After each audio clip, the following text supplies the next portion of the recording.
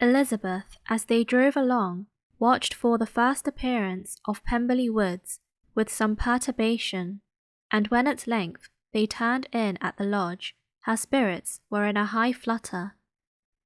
The park was very large and contained great variety of ground. They entered it in one of its lowest points, and drove for some time through a beautiful wood stretching over a wide extent. Elizabeth's mind was too full for conversation, but she saw and admired every remarkable spot and point of view. They gradually ascended for 1/2 mile, and then found themselves at the top of a considerable eminence, where the wood ceased, and the eye was instantly caught by Pemberley House, situated on the opposite side of a valley, into which the road, with some abruptness, wound. It was a large, handsome stone building, standing well on rising ground, and backed by a ridge of high woody hills, and in front a stream of some natural importance was swelled into greater, but without any artificial appearance. Its banks were neither formal nor falsely adorned. Elizabeth was delighted.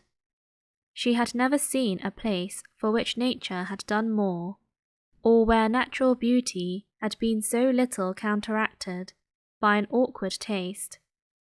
They were all of them warm in their admiration, and at that moment she felt that to be the mistress of Pemberley might be something. They descended the hill, crossed the bridge, and drove to the door, and, while examining the nearer aspect of the house, all her apprehension of meeting its owner returned. She dreaded lest the chambermaid had been mistaken. On applying to see the place, they were admitted into the hall, and Elizabeth, as they waited for the housekeeper, had leisure to wonder at her being where she was. The housekeeper came, a respectable-looking elderly woman, much less fine and more civil than she had any notion of finding her. They followed her into the dining parlour. It was a large, well-proportioned room, handsomely fitted up. Elizabeth, after slightly surveying it, went to a window to enjoy its prospect. The hill, crowned with wood, which they had descended, receiving increased abruptness from the distance, was a beautiful object. Every disposition of the ground was good, and she looked on the whole scene, the river, the trees scattered on its banks, and the winding of the valley, as far as she could trace it, with delight. As they passed into other rooms, these objects were taking different positions, but from every window there were beauties to be seen. The rooms were lofty and handsome, and their furniture suitable to the fortune of its proprietor, but Elizabeth saw, with admiration of his taste, that it was neither gaudy nor uselessly fine, with less of splendour and more real elegance than the furniture of Rosings. And of this place, thought she, I might have been mistress. With these rooms I might now have been familiarly acquainted. Instead of viewing them as a stranger, I might have rejoiced in them as my own, and welcomed to them as visitors my uncle and aunt. But no, recollecting herself, that could never be. My uncle and aunt would have been lost to me. I should not have been allowed to invite them. This was a lucky recollection. It saved her from something very like regret. She longed to inquire of the housekeeper whether her master was really absent, but had not the courage for it. At length, however, the question was asked by her uncle, and she turned away with alarm, while Mrs. Reynolds replied that he was, adding, "But we expect him tomorrow, with a large party of friends." How rejoiced was Elizabeth that their own journey had not by any circumstance been delayed a day. Her aunt now called her to look at a picture. She approached and saw the likeness of Mr. Wickham, suspended, amongst several other miniatures, over the mantelpiece. Her aunt asked her, smilingly, how she liked it. The housekeeper came forward and told them it was a picture of a young gentleman, the son of her late master's steward, who had been brought up by him at his own expense. He is now gone into the army, she added, but I am afraid he has turned out very wild. Mrs. Gardiner looked at her niece with a smile, but Elizabeth could not return it. And that, said Mrs. Reynolds, pointing to another of the miniatures, is my master, and very like him. It was drawn at the same time as the other, about 8 years ago. I have heard much of your master's fine person, said Mrs. Gardiner, looking at the picture. It is a handsome face, but Lizzie, you can tell us whether it is like or not.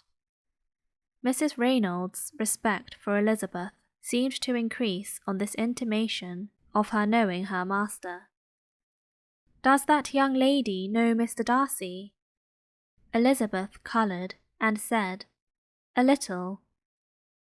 And do not you think him a very handsome gentleman, ma'am? Yes, very handsome. I am sure I know none so handsome, but in the gallery upstairs you will see a finer, larger picture of him than this. This room was my late master's favourite room, and these miniatures are just as they used to be then. He was very fond of them. This accounted to Elizabeth for Mr. Wickham's being among them. Mrs. Reynolds then directed their attention to one of Miss Darcy, drawn when she was only 8 years old. And is Miss Darcy as handsome as her brother? Said Mrs. Gardiner. Oh, yes, the handsomest young lady that ever was seen, and so accomplished. She plays and sings all day long. In the next room is a new instrument just come down for her, a present from my master. She comes here tomorrow with him.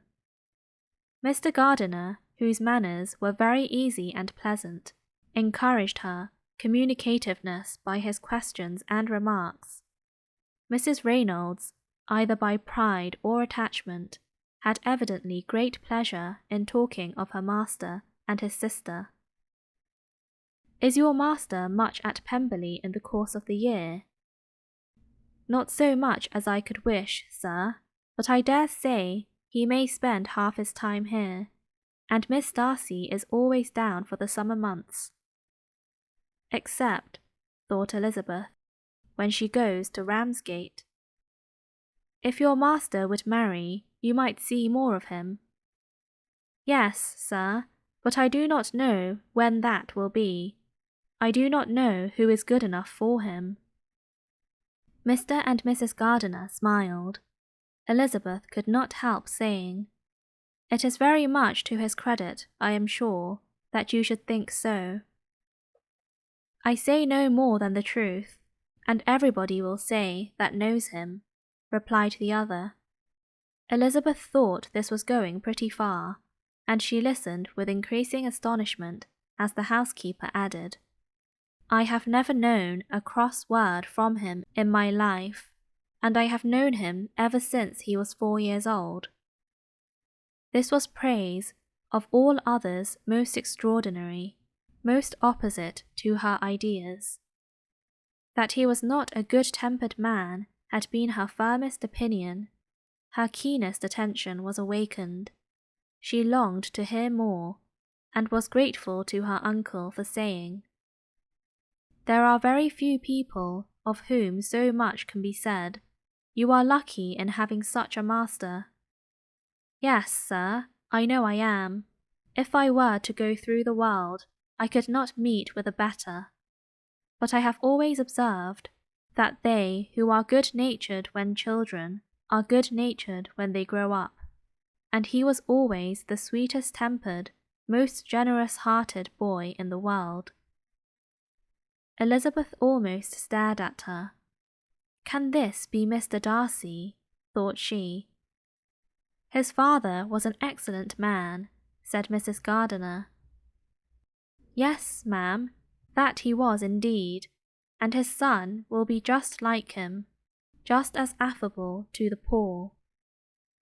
Elizabeth listened, wondered, doubted, and was impatient for more. Mrs. Reynolds could interest her on no other point. She related the subjects of the pictures, the dimensions of the rooms, and the price of the furniture. In vain, Mr. Gardiner, highly amused by the kind of family prejudice to which he attributed her excessive commendation of her master, soon led again to the subject, and she dwelt with energy on his many merits, as they proceeded together up the great staircase. "He is the best landlord and the best master," said she, "that ever lived, not like the wild young men nowadays, who think of nothing but themselves. There is not one of his tenants or servants but will give him a good name. Some people call him proud, but I am sure I never saw anything of it. To my fancy, it is only because he does not rattle away like other young men." "In what an amiable light does this place him," thought Elizabeth. "This fine account of him," whispered her aunt as they walked, "is not quite consistent with his behaviour to our poor friend. Perhaps we might be deceived. That is not very likely. Our authority was too good." On reaching the spacious lobby above, they were shown into a very pretty sitting-room, lately fitted up with greater elegance and lightness than the apartments below, that it was but just done to give pleasure to Miss Darcy, who had taken a liking to the room when last at Pemberley. "He is certainly a good brother," said Elizabeth, as she walked towards one of the windows. Mrs. Reynolds anticipated Miss Darcy's delight when she should enter the room. "And this is always the way with him," she added. "Whatever can give his sister any pleasure is sure to be done in a moment. There is nothing he would not do for her." The picture gallery and 2 or 3 of the principal bedrooms were all that remained to be shown. In the former were many good paintings, but Elizabeth knew nothing of the art, and from such as had been already visible below, she had willingly turned to look at some drawings of Miss Darcy's, in crayons, whose subjects were usually more interesting and also more intelligible. In the gallery there were many family portraits, but they could have little to fix the attention of a stranger. Elizabeth walked in quest of the only face whose features would be known to her. At last it arrested her, and she beheld a striking resemblance to Mr. Darcy, with such a smile over the face as she remembered to have sometimes seen when he looked at her. She stood several minutes before the picture, in earnest contemplation, and returned to it again before they quitted the gallery. Mrs. Reynolds informed them that it had been taken in his father's lifetime. There was certainly at this moment, in Elizabeth's mind, a more gentle sensation towards the original than she had ever felt at the height of their acquaintance. The commendation bestowed on him by Mrs. Reynolds was of no trifling nature. What praise is more valuable than the praise of an intelligent servant?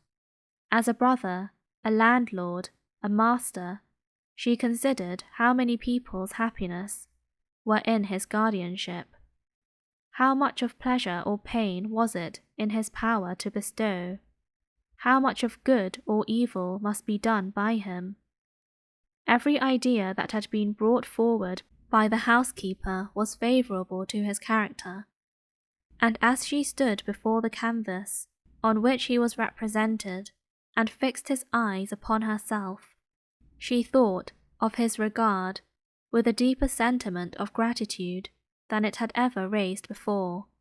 She remembered its warmth, and softened its impropriety of expression.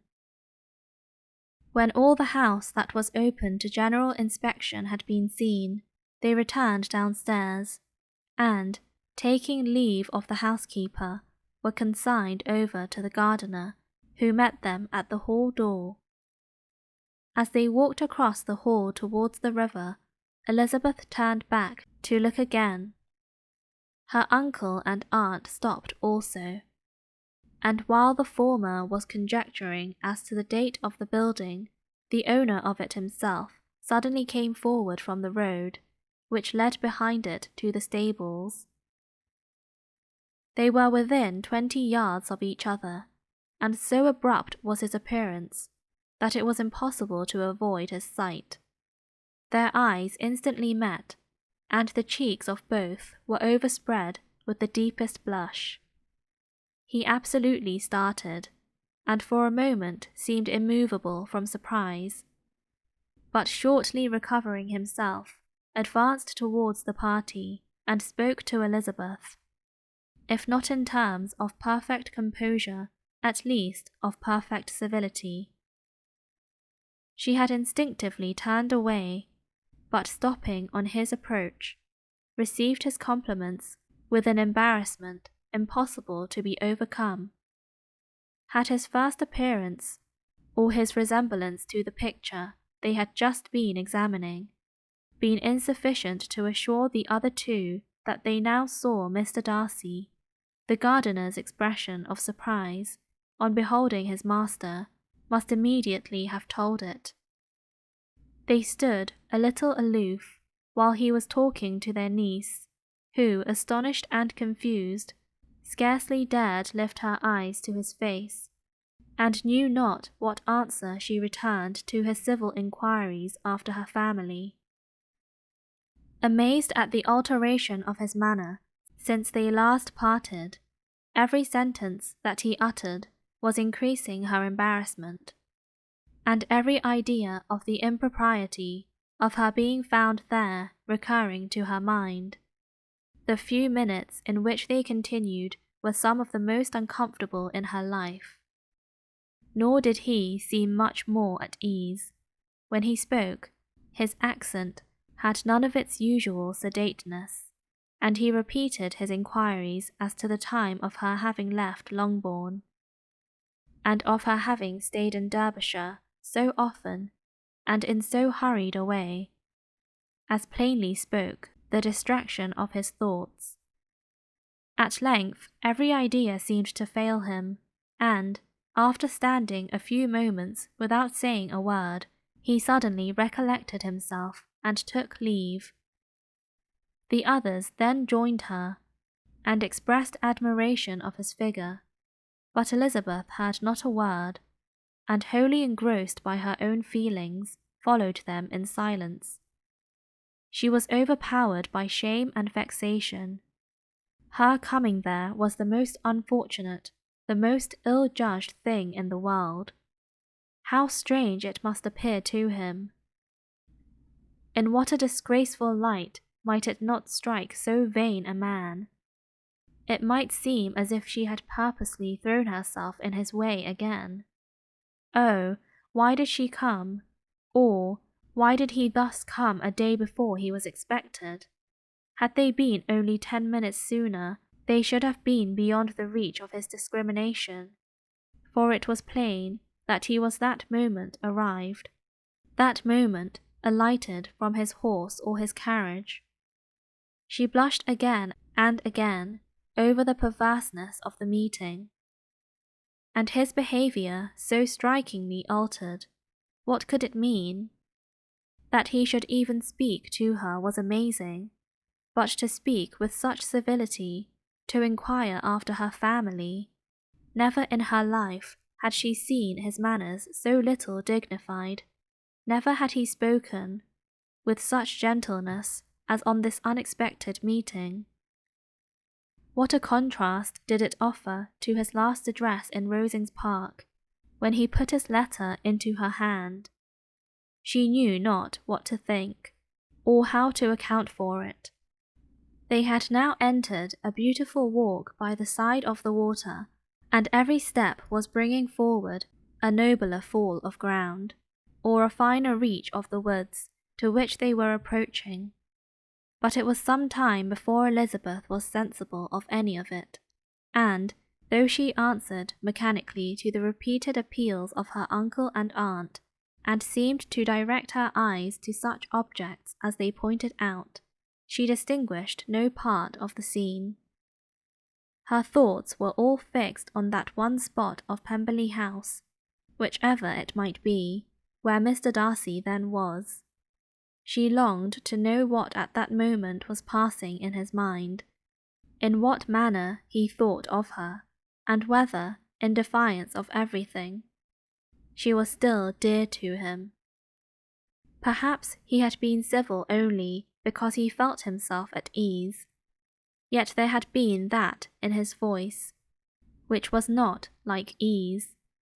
Whether he had felt more of pain or of pleasure in seeing her, she could not tell, but he certainly had not seen her with composure.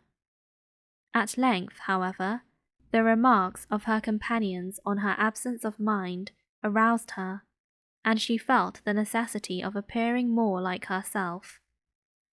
They entered the woods, and bidding adieu to the river for a while, ascended some of the higher grounds, when, in spots where the opening of the trees gave the eye power to wander, were many charming views of the valley, the opposite hills, with the long range of woods, overspreading many, and occasionally part of the stream. Mr. Gardiner expressed a wish of going round the whole park, but feared it might be beyond a walk. With a triumphant smile, they were told that it was 10 miles round.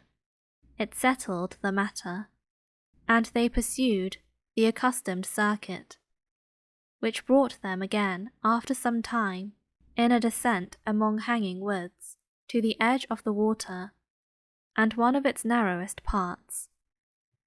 They crossed it by a simple bridge, in character with the general air of the scene. It was a spot less adorned than any they had yet visited, and the valley, here contracted into a glen, allowed room only for the stream, and a narrow walk amidst the rough coppice wood which bordered it. Elizabeth longed to explore its windings, but when they had crossed the bridge, and perceived their distance from the house, Mrs. Gardiner, who was not a great walker, could go no farther, and thought only of returning to the carriage as quickly as possible.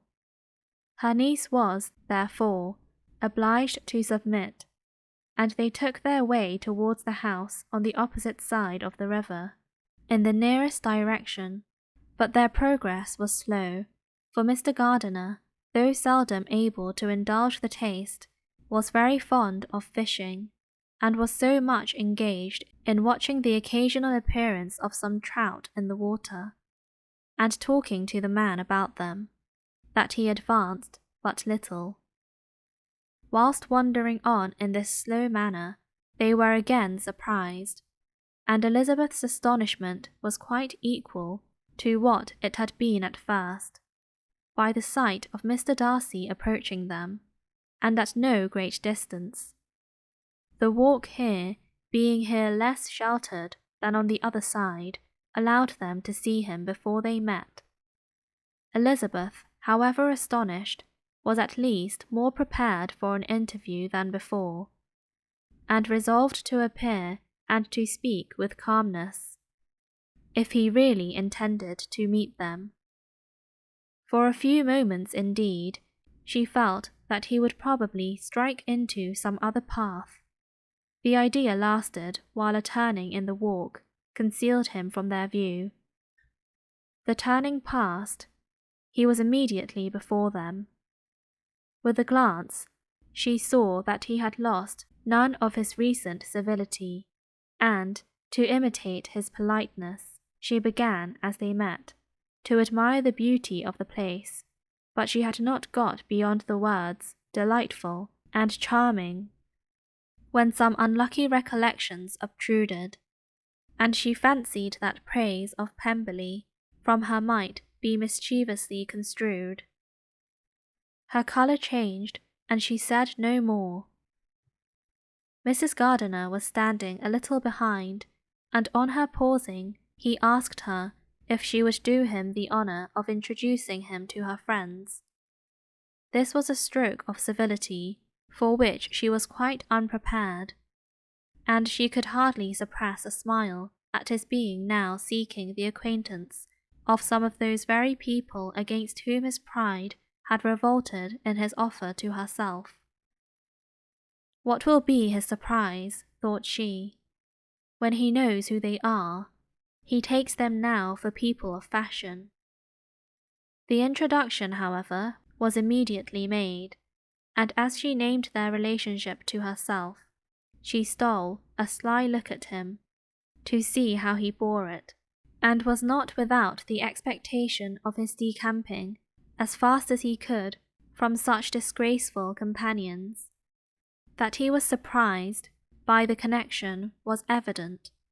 He sustained it, however, with fortitude, and so far from going away, turned his back with them, and entered into conversation with Mr. Gardiner.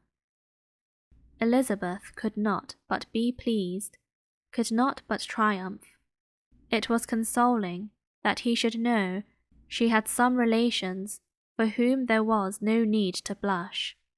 She listened most attentively to all that passed between them, and gloried in every expression, every sentence of her uncle, which marked his intelligence, his taste, or his good manners.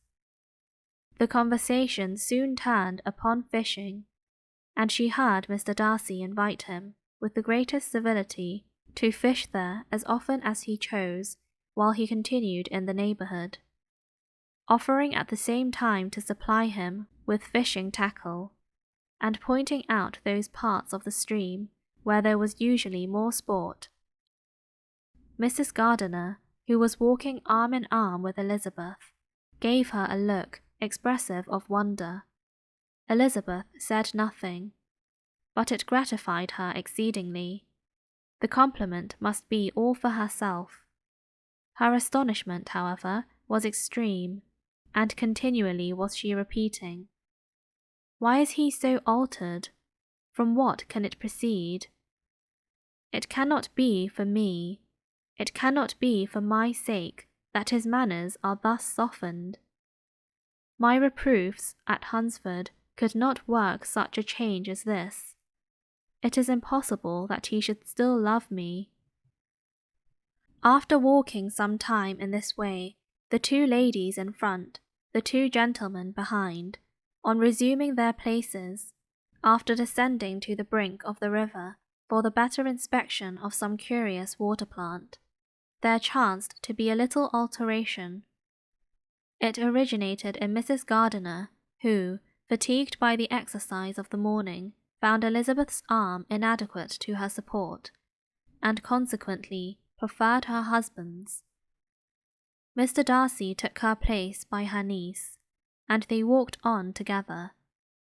After a short silence, the lady first spoke. She wished him to know that she had been assured of his absence before she came to the place, and accordingly began by observing that his arrival had been very unexpected. "For your housekeeper," she added, "informed us that you would certainly not be here till tomorrow, and indeed, before we left Bakewell, we understood that you were not immediately expected in the country." He acknowledged the truth of it all, and said that business with his steward had occasioned his coming forward a few hours before the rest of the party, with whom he had been travelling. "They will join me early tomorrow," he continued, "and among them are some who will claim an acquaintance with you, Mr. Bingley and his sisters." Elizabeth answered only by a slight bow. Her thoughts were instantly driven back to the time when Mr. Bingley's name had been the last mentioned between them, and, if she might judge by his complexion, his mind was not very differently engaged. There is also one other person in the party, he continued after a pause, who more particularly wishes to be known to you. Will you allow me, or do I ask too much, to introduce my sister to your acquaintance during your stay at Lambton? The surprise of such an application was great indeed. It was too great for her to know in what manner she acceded to it. She immediately felt that whatever desire Miss Darcy might have of being acquainted with her must be the work of her brother, and, without looking farther, it was satisfactory. It was gratifying to know that his resentment had not made him think really ill of her. They now walked on in silence, each of them deep in thought. Elizabeth was not comfortable. That was impossible, but she was flattered and pleased. His wish of introducing his sister to her was a compliment of the highest kind. They soon outstripped the others, and when they had reached the carriage, Mr. and Mrs. Gardiner were 1/4 of a mile behind.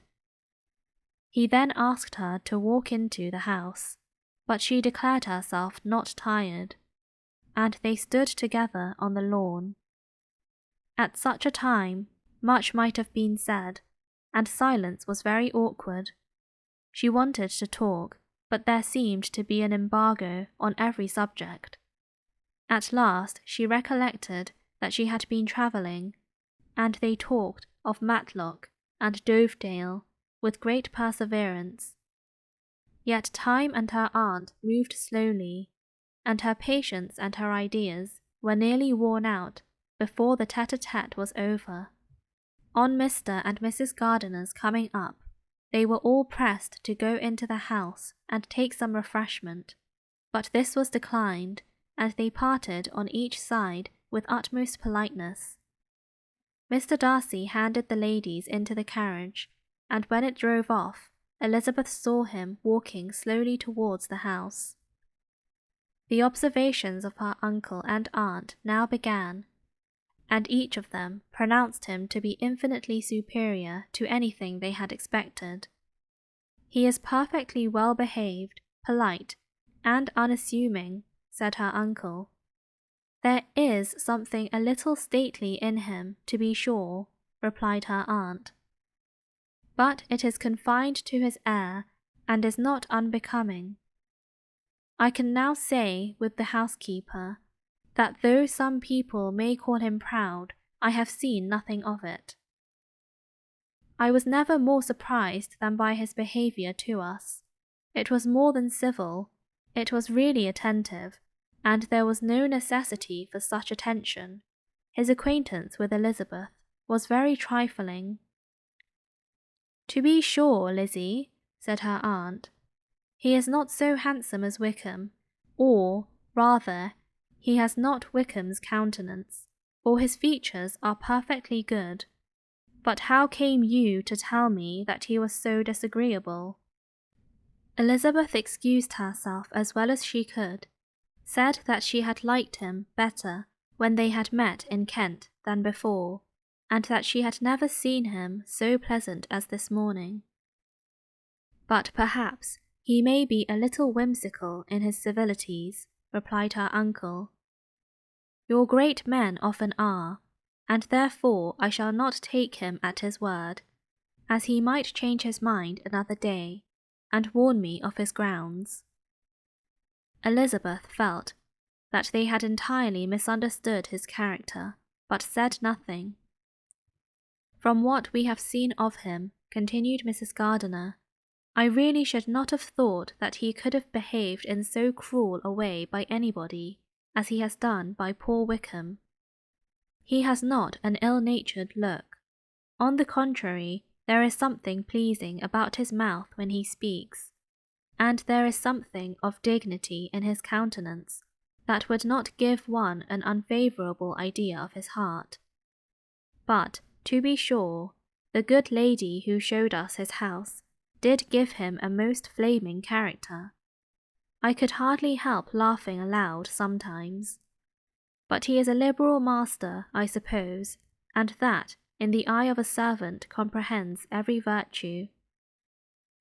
Elizabeth here felt herself called on to say something in vindication of his behaviour to Wickham, and therefore gave them to understand, in as guarded a manner as she could, that by what she had heard from his relations in Kent, his actions were capable of a very different construction, and that his character was by no means so faulty, nor Wickham's so amiable, as they had been considered in Hertfordshire. In confirmation of this, she related the particulars of all the pecuniary transactions in which they had been connected, without actually naming her authority, but stating it to be such as might be relied on. Mrs. Gardiner was surprised and concerned, but as they were now approaching the scene of her former pleasures, every idea gave way to the charm of recollection, and she was too much engaged in pointing out to her husband all the interesting spots in its environs to think of anything else. Fatigued as she had been by the morning's walk, they had no sooner dined than she set off again in quest of her former acquaintance, and the evening was spent in the satisfactions of an intercourse renewed after many years' discontinuance. The occurrences of the day were too full of interest to leave Elizabeth much attention for any of these new friends, and she could do nothing but think, and think with wonder, of Mr. Darcy's civility, and, above all, of his wishing her to be acquainted with his sister.